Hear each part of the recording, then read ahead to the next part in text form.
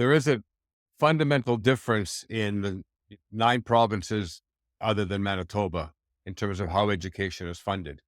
And we have this myth in Manitoba that the equalization component of our funding formula for schools is equal to equity. And it's not. It's woefully different. And the leaders of both parties have been unwilling to acknowledge that equity and equalization are not the same.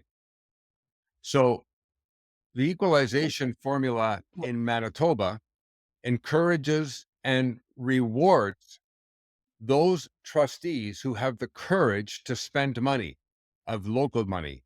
So the more you spend locally in the equalization formula, the more money you'll get from the province.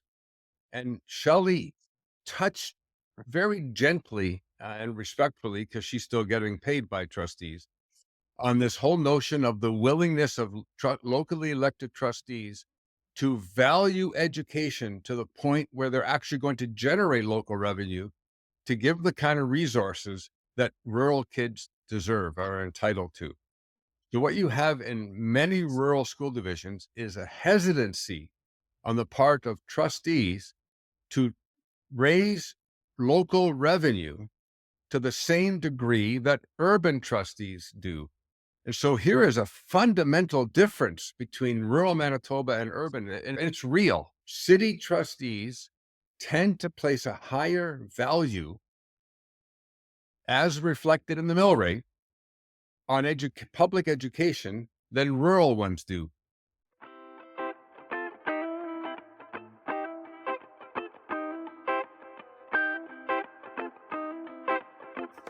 Welcome back to the Canadian Ed Leadership Show, episode 67. And today we are doing something that I tried a few episodes back, where I bring in multiple guests to have a conversation, not so much about an individual, but about a topic, a hot topic, if you will. And one of the things, and this was something that I've observed in my travels, is the differences between rural education and urban education. And as much as part of this podcast is to highlight maybe the differences from province to province, of which there are some. And if you listened to last week's guest with Chris Yusi, you heard stories from Ontario and Alberta and now in British Columbia. But today we want to dive into the nuanced differences between rural education and urban education. And as you heard in that clip, we have one province that still is using local funds through mill rates and local taxation to fund it. And that's not the only thing we talk about. We talk about a lot of other things. So today I'm joined by Ted Franson, a former guest, retired superintendent, Peter Barron, another former guest and current superintendent in St. Paul Education in St. Paul, Alberta, and Shelley Amos, who is the superintendent, CEO in Pembina Trails in the city of Winnipeg, who previously worked in Hanover School Division, which is just outside Manitoba. And so the three of them, and Peter as well, who worked in the city of Edmonton in an urban district and now is again in rural Alberta, have this great perspective and experience in both of these worlds. And we talk about the differences, talk about a lot of the advantages that happen in rural education and some of the myths that exist, as well as you heard, some of the disadvantages. And so whether you are somebody who currently is in an urban area or rural area, I think you'll find it interesting because it may confirm some of your beliefs around one or the other if you've only worked in rural and not in urban, or vice versa, or it may challenge some of your thinking. And even if for those of you who've had the opportunity to work in both of those environments, probably you'll be curious to hear those perspectives. Enjoy this different style podcast, if you will, with Shelley, Peter, and Ted. Today, we want to focus on trying to understand how rural education and urban education are the same and are different. And depending on your perspective, if you're listening to this, if you've largely worked in urban centers or you've largely worked in rural centers and you've not crossed over, you might not know some of these things. Let's start with the idea of myths. So what do you think it is that most people think is a myth about rural education? Ted, you can start. I had the privilege of being a superintendent in a fairly small rural Manitoba school division. And then later on in my career, 17 years in Pembina Trail School Division, where Shelley is now. And my understanding of myth is that rural Manitoba is somehow backward and conservative in its thinking, and Winnipeg and the city, the primary city of Manitoba, is progressive and forward thinking on many issues in society. And came to believe that is truly a myth, that there's no question that there are elements of both of those in both settings. But there are a lot of forward thinking, progressive people who live in the small rural school division where I was a superintendent, and a lot of conservative elements within large urban division where I was a superintendent, Pembina Trails. So there's a bit of both in each, and it's way oversimplification to say that one is conservative and the other one is progressive. When I first went to Pembina Trails in 2005, just before I actually made the jump, I went to a public board meeting in Pembina Trails just to get a lay of the land and see how they did governance in public and so forth, and wanted to, of course, to do my homework. And I had already been appointed as an assistant superintendent in Pembina Trails by '05. And in public session, one of the trustees in Pembina Trails starts talking about busing and the ditches and the roads and part of the alongside the road in part of that division, naming students, naming families, naming where they walk, in clear violation of FIPA and invasion of student privacy. And those are the kinds of things that were more commonplace where I had been a superintendent in Morden. Everybody knows everybody, and that can be good and that can be a concern. And I simply did not expect that in Winnipeg. And I remember thinking back in June, I've just landed in Hooterville. And those of you who remember Green Acres and Petticoat Junction will know what I'm talking about. I think I'm going to just keep the train going with the transportation because one of the things I thought when I moved from rural to urban is that transportation would be so much simpler here because we were in the city. And in my former school division, we had the largest transportation department in Manitoba. But now, as I see what we have in Pembina Trails, there were some simplicities in rural Manitoba. For the most part, you're picking up children from one home and taking them to one school location.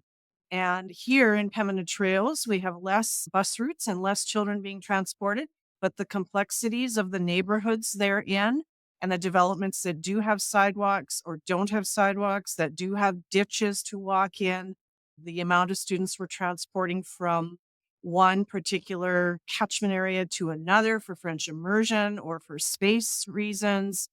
It just has a whole other level of complexities in transportation that I wasn't necessarily expecting. So, kind of a reverse myth, maybe from what Ted was explaining at the beginning, and then add a layer of public transportation, transit and charter buses and seat sales and things that we didn't have in rural Manitoba. I think myths are probably predicated on a small sampling of data, right? So people have some access to a little bit of information and then make a whole bunch of assumptions.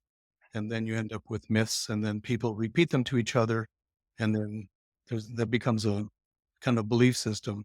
And I think there is, generally speaking, the myth that rural Alberta is in some ways disadvantaged, right? That the education is of a poor quality, that to get great opportunities in learning, you need to live in a city. And I think it's fair to say that they're different, but I certainly wouldn't say it's inferior. And I think part of the reason why rural Alberta does very well is that it has the ability to be agile and we can move quickly in a certain direction. I like to use the metaphor that large urban boards are the Queen Mary and we are a jet ski. And so we can turn, we're not going to hit the iceberg. We can move out of the way. We can gather all of our people in a room. We can come to a consensus more easily For and move sure. in a common direction. I think there's some advantages of both. Certainly, large urban boards have access to more resources. They just have way more people. And so we lean on each other.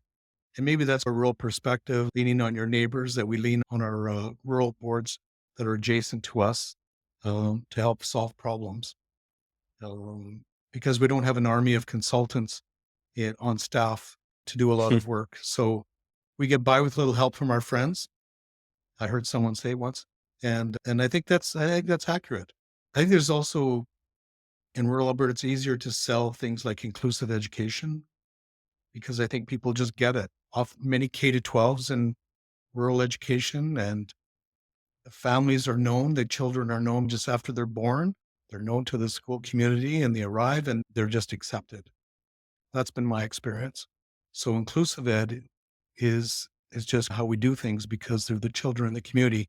There is nowhere to send them. Dean, I want to pick up on Peter's comment about relying on our neighbors, and it's a wonderful reminder for me that when I was in Morden with a population of 1,800 students, I didn't have an assistant superintendent. I was the only senior admin. There was a coordinator of student services, but no assistant sup.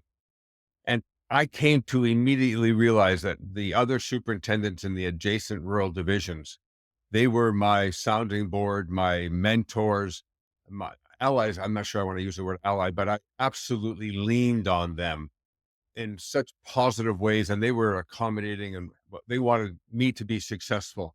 I get to Pembina Trails, and it doesn't take me long to realize that we have a team of, there are 4 assistant soups at the time and a superintendent, and we become a cohesive team.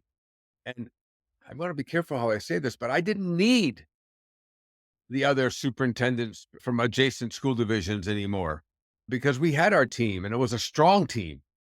So the reliance, the whole sense of community was way more inward focused in the larger district than it was when I was in rural Manitoba. And and I have to say, I have really fond, warm memories of that shared across the districts and with great appreciation. Thank you, Peter. Thank you, Peter, for reminding me of that. They can be much more of a critical friend to you because they're not trying to placate to anything, or there's no inner no, again, you can build a great team where where there's lots Right. of trust and so forth. And I've seen people do it for sure. But here, your superintendent next door of you, they have no skin in the game in terms of what they say to you about, so they can be honest with you, and you can take that can be positive, negative, Right. however you want to. But yeah, that's an interesting dynamic Yep. and the larger school divisions get, the less able and interested they are in collaborating with others because they have lots of people to collaborate. So the desire is just not there. Like, I got other people to talk to, but I think what they're missing is the diversity of that opinion because you're talking about somebody that doesn't live in the same division as you, doesn't see the same things the way you do. And so, yeah, that's a great advantage. I don't know, Shelley, you want to add to that? Because we're talking about advantages now of those small divisions. Yeah, I will add to that because in Hanover, I was part of what we call the Southeast Interlake Superintendents Association. So we made time every month to meet and we would have some professional learning at those meetings, but we would act as critical friends and make sure that we shared our challenges and problem solved for one another. And a lot of divisions didn't have a director of HR, didn't have a communications person. And so we committed to not having to reinvent the wheel each time we faced a similar challenge. And we shared with each other. Coming over to a large urban school division, there's a level of sharing. We have a metro superintendents group, but it's a different flair to it. We each have our own people in those areas that can coordinate that work for us, and we don't need each other in that same way. And so you gain something by having more staff in a larger division, but you lose something by not having the same insular or insulation of critical friends around you. And Dean, if I may, I want to also take it down to the level of teachers, because I think there's a myth that good teachers, qualified teachers, they want the jobs in the metro region. And those that are working in the rural regions maybe are stuck with jobs there or biding their time until they get a job in a metro school division. And I have not found that to be the case. I have found to be the case that although there's some disparities and resources for teachers and training and travel, recruitment can be a little bit harder. Those who end up working in rural love it and stay in it for years and years. And they dedicate themselves to a robust, rigorous education. They get to know the families. They sometimes teach generations of families, parents and children from the same family. And they just get to know them at a different level than you do in a metro school division.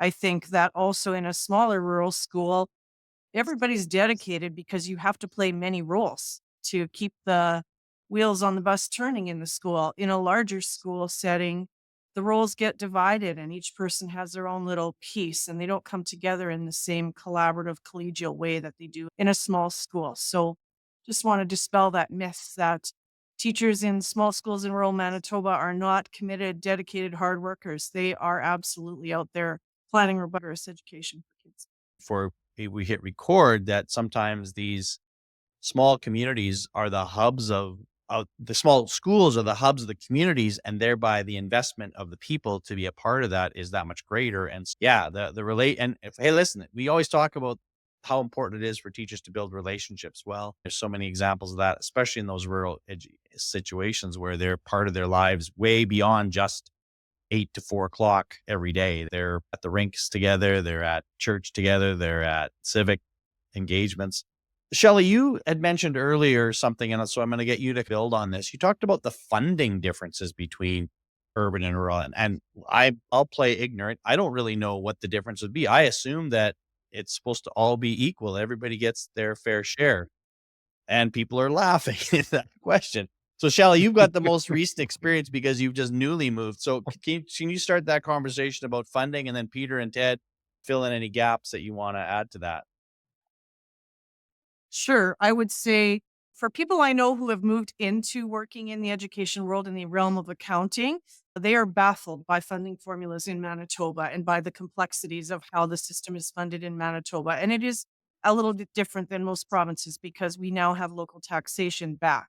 It was taken away for a couple of years, but it's given back. There are some operational grants that are base per pupil, but that's only a portion of the funding. And then the local taxation for rural comes from an agricultural base versus urban that comes from a big commercial base. And of course, it depends on who the board of trustees is and what they decide to do with their mill rate and what their tolerance is for taxation. But it can create disparities in funding. I love this topic. Boy, I have to be very careful how I speak because I know more than I need to say or ought to say. But there is a fundamental difference in the 9 provinces other than Manitoba in terms of how education is funded. And we have this myth in Manitoba that the equalization component of our funding formula for schools is equal to equity. And it's not. It's woefully different. And the leaders of both parties have been unwilling to acknowledge that equity and equalization are not the same. So the equalization formula in Manitoba encourages and rewards those trustees who have the courage to spend money of local money. So the more you spend locally in the equalization formula, the more money you'll get from the province. And Shelley touched very gently and respectfully, because she's still getting paid by trustees, on this whole notion of the willingness of locally elected trustees to value education to the point where they're actually going to generate local revenue to give the kind of resources that rural kids deserve, are entitled to. So what you have in many rural school divisions is a hesitancy on the part of trustees to raise local revenue to the same degree that urban trustees do. And so here is a fundamental difference between rural Manitoba and urban, and it's real. City trustees tend to place a higher value, as reflected in the mill rate, on public education than rural ones do. And I know that there's data that will support it, and I'm not going to be able to generate it in this podcast, but it's there. So unlike the other 9 provinces, where the province looks after that disparity and doesn't allow locally elected trustees to underfund their school education for their students, Manitoba allows local decisions to have an impact on kids' education. And so Peter was talking earlier about in Alberta, there is more of a level playing field. That isn't the case in Manitoba. So I'll give you an example. During the provincial education review, there was a student forum held where the facilitator had hundreds of students from across the province come gather in Winnipeg to do a consultation on what's going on, what needs to be changed in public education. And our trustees invited our 5 students who had gone to that to come and speak to the board. And one of our trustees asked the question, what was the single most important finding that you had as you sat as participants in that forum?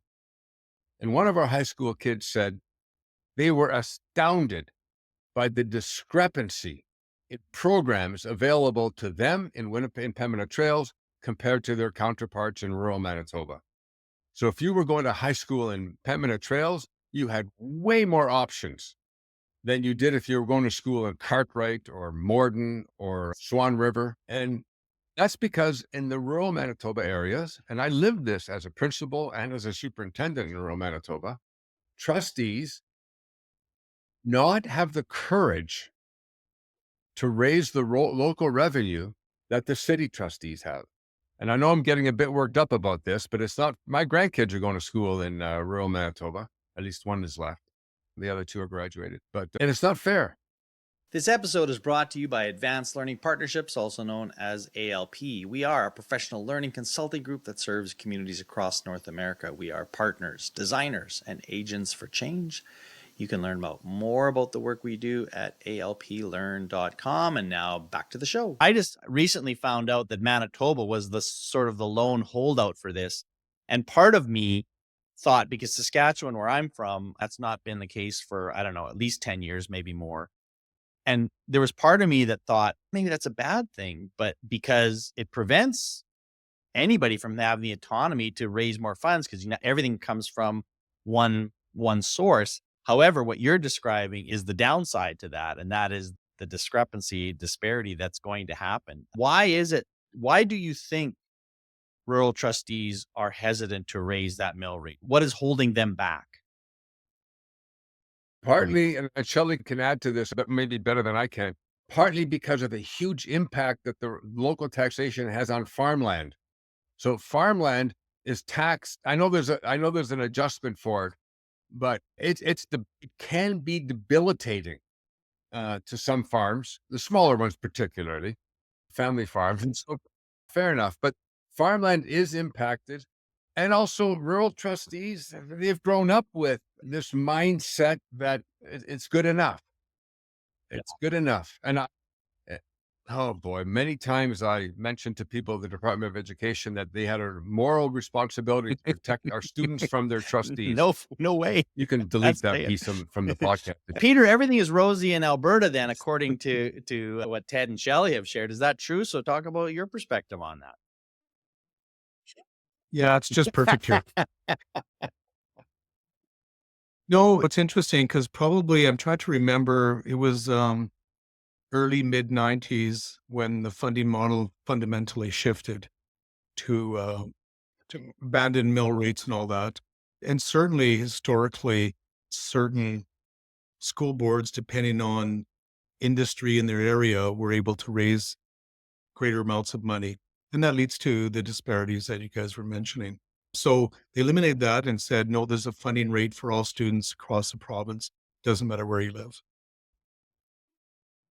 There was a serious shift or a change in that model a little bit a few years ago to bring about predictable funding, because we depended on the count of students at the end of September to know our funding. And so we want to know earlier in the spring. And so government changed to the weighted moving average. So they funded students differently depending if they were new. And so if you would lose students, there'd be a mitigation of the loss of funding. But also if you gain students, you wouldn't get full funding for that student for 3 years. That was probably an okay process until the last 2 or 3 years. Immigration has changed significantly, and the population of Alberta has ballooned. Maybe it's a better word. I was going to say blossomed, but ballooned. And so recent announcement by government to put $8.6 billion into building schools.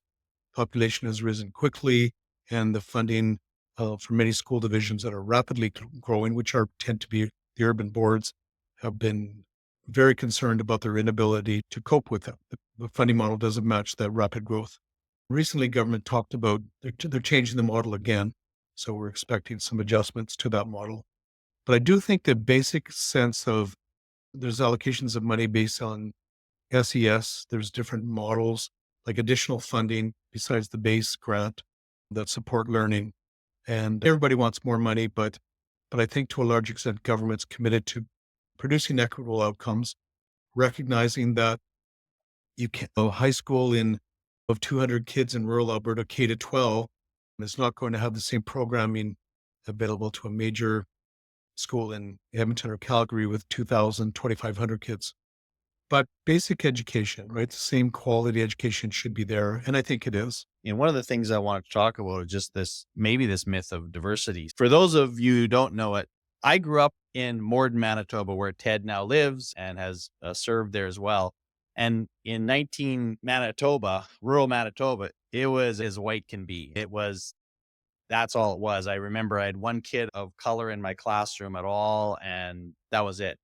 Recently, there was a really beautiful there's a series on CBC called Still Standing, where they feature small towns that are working and trying to hold still standing, if you will. And they featured Morden. And one of the things I was so pleased to see is they highlighted a number of immigrants and the successes that they've had and it made me proud to know that my little town that was now as a 10,000 officially a city has embraced immigration, and Peter talked about it. And so I'd like for people to talk about a little bit about the myth of rural as not just conservative but very white and very Eurocentric, how that's changing for the better, I would say. Shelley, what did that look like in Hanover in terms of diversity?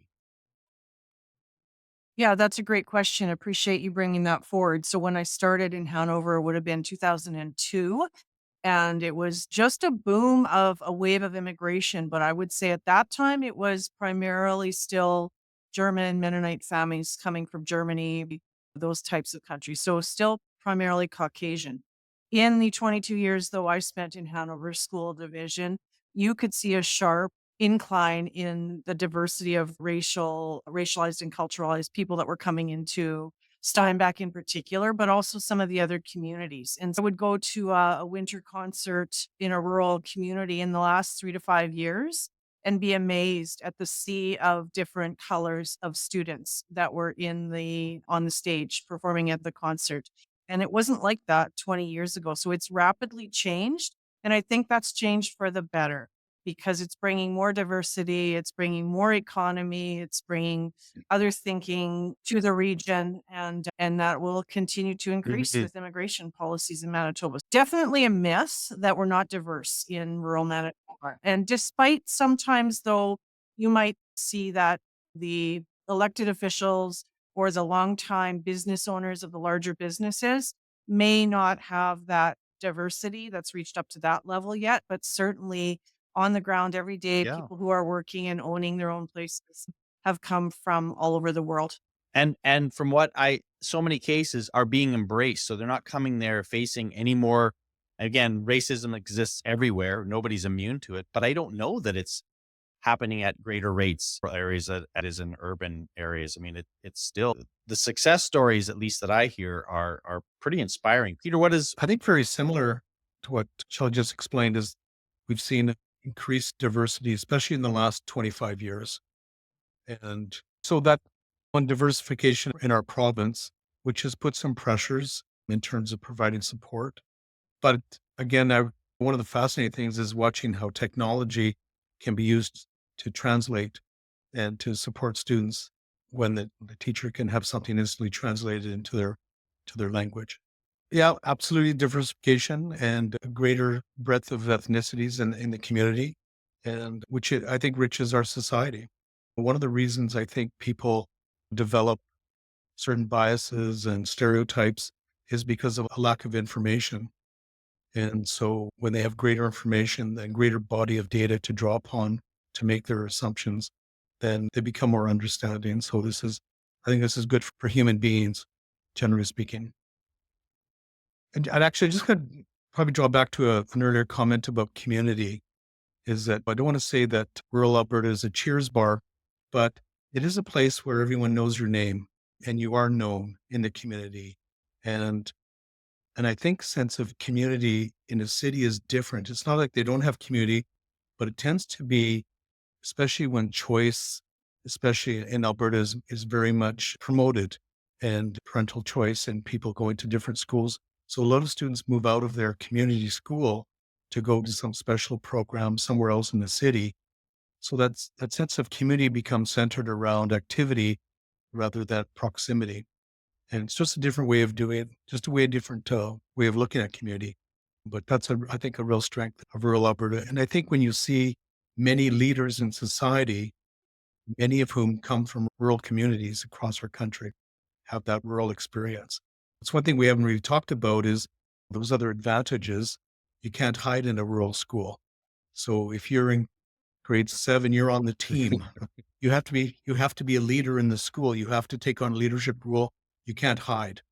And I think that does help perhaps some shyer students develop and grow over time and embrace the various activities in a school and makes them more well-rounded emerging. So the Um, idea of okay. kind of inclusion Yeah. and community, they're all part of it. And that idea of you can't hide can be really powerful when you have a team supporting you. So it was interesting, a little side but connected conversation. I was down in North Carolina a couple of weeks ago, and whenever I present there, I say I'm from Canada, but I usually say there's no point in going any further because nobody's going to know down there where Saskatchewan is, let alone Moose Jaw. Anyway, after I talked, this young man came up to me, says, "I know exactly where Saskatchewan is, Moose Jaw, because I played baseball there. I went up there and I lived in Weyburn." So we had this great talk. But we talked about the difference between baseball and soccer in terms of how many more kids are playing soccer. And soccer is a sport where you can hide. You don't have to be good, and it's great, right? Because everybody can play. But baseball is a sport where at one point you have to stand at the plate and you will succeed or fail. And there's no hiding. You have to participate. And we were just talking about the difference between that experience as a child and which one. And again, I see advantages in both, but reminding me, Peter, what you're talking about is that you have to participate.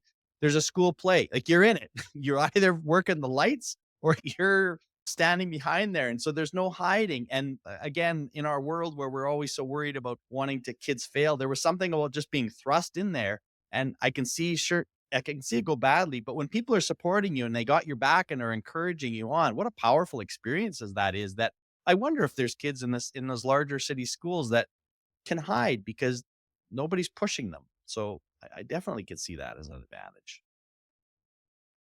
Sorry for the long story, but it just triggered. But we're putting in a lot of things. So as we wrap up, the one thing I know that, and again, I'm going to leave this one kind of wide open for you to fill in any blanks of things we've not talked about. But people did mention they said there's a different the politics are different. And I don't know if that's capital P or small p, but I'll leave it at that as an entry point for sort of our final point here to discuss those differences. I'm glad you raised that question, Dean. I'm mindful of something that U.S. Speaker of the House, now long gone, Tip O'Neill, once said: all politics is local. All politics is local.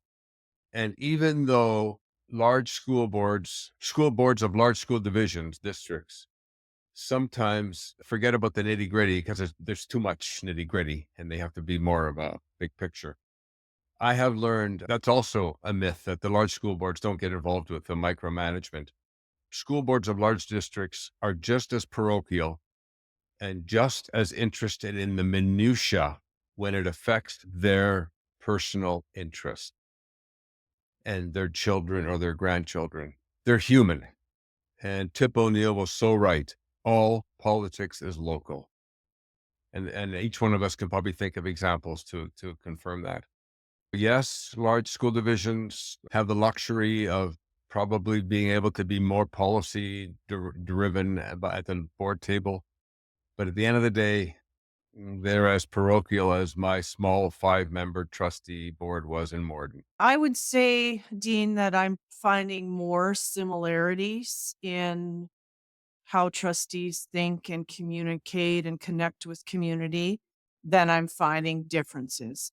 And while the numbers are larger in the division that I'm in now, their circles are wider. they're still embedded in that same conversation at the grocery store or at church or at the sports arena or while walking down the street in urban as they were in rural Manitoba.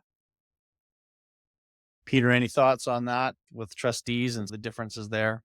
Yeah, I think in rural Alberta, trustees are more known in the community, right? So they're part of the community and they interact with our parents regularly at the rink, shopping.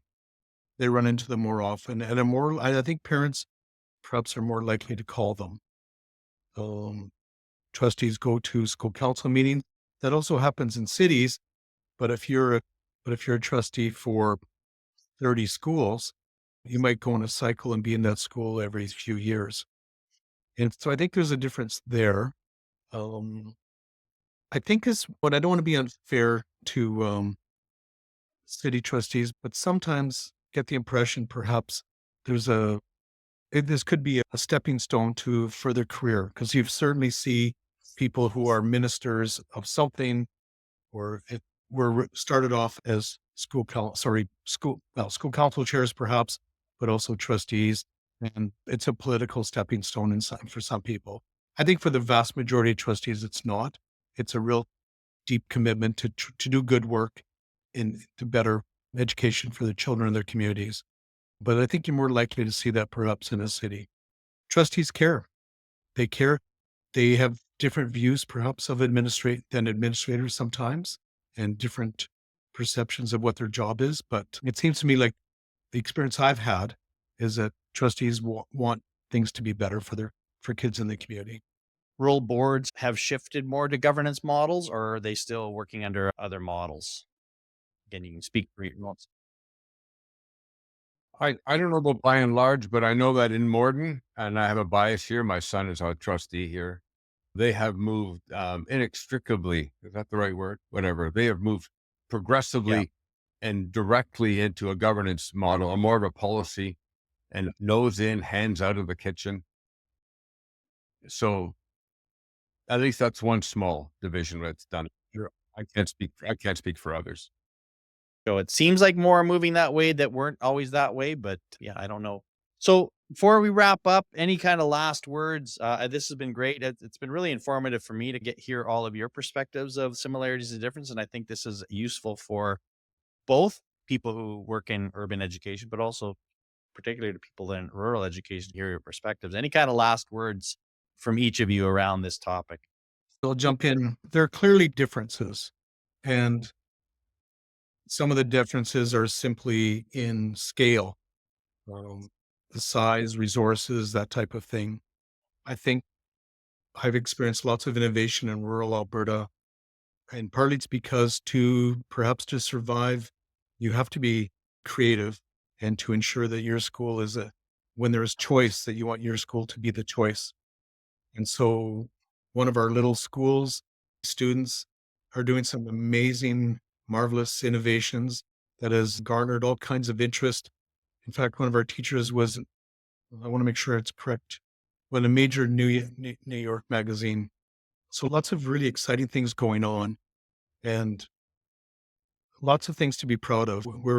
Tomorrow, there's going to be a delegation to our board because a former student from some 20 years ago is a current Canadian astronaut, and to do something to commemorate him.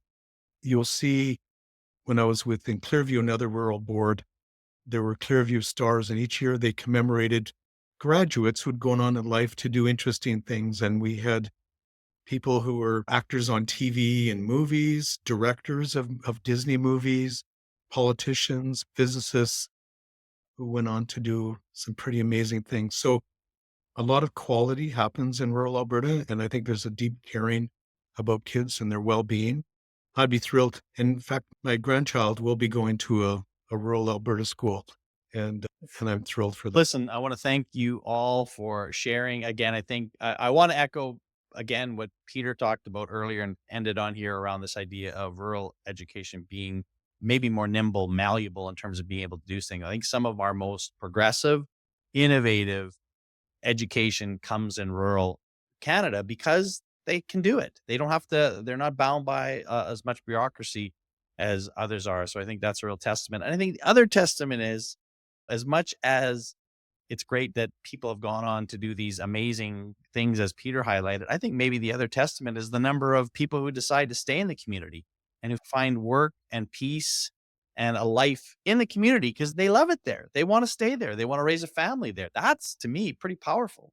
And I think people can feel very successful when people aren't leaving because you've created a community, and part of that community is done through the great works of school. So thanks you all three of you for your commitment to this and service. And yeah, it was a great conversation. Thanks so much.